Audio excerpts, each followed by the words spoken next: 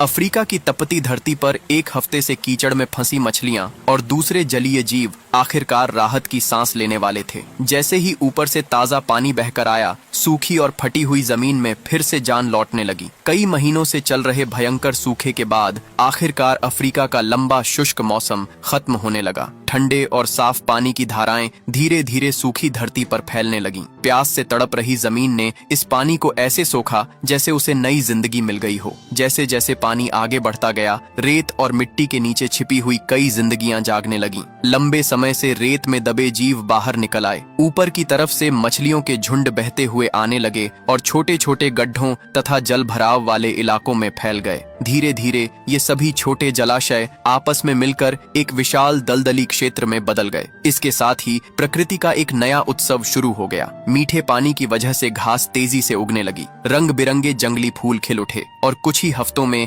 हजारों वर्ग किलोमीटर तक फैला सूखा इलाका हरे भरे स्वर्ग जैसा दिखाई देने लगा। दरियाई घोड़े घने सरकंडों के बीच रास्ते बनाने लगे। वे जहां जहां से गुजरते वहां साफ जलमार्ग बन जाते, जिनका फायदा मछलियों, जल पक्षियों और मगरमच्छों को भी मिलता। पूरा का पूरा पारिस्थितिकी तंत्र फिर से जीवंत हो उठा। नई उगी कोमल घास शाकाहारी जानवरों के लिए किसी दावत से कम नहीं थी। कई जानवर साफ और उथले पानी में खड़े होकर पानी के भीतर उगी घास खाते रहे। थक जाने पर वे दलदल के बीच बने छोटे छोटे टापुओं पर आराम करने लगे। दूर दूर से जिराफ, झेब्रा, शेर और हाथी भी यहाँ पहुँचने लगे। पानी पसंद न करने वाले कई जानवर भी इस अवसर को छोड़ना नहीं चाहते थे। पानी में मिलने वाले स्वादिष्ट घोंघे उनके लिए बड़ा आकर्षण थे, लेकिन कीचड़ के नीचे छिपे मगरमच्छ हमेशा खतरा बने हुए थे। इसलिए उन्हें हर कदम बहुत सावधानी से रखना पड़ता था। अब यह बाढ़ वाला मैदान एक विशाल प्राकृतिक मछली घर बन चुका था। अनगिनत छोटी मछलियां पानी के पौधों के बीच तेजी से बढ़ रही थीं,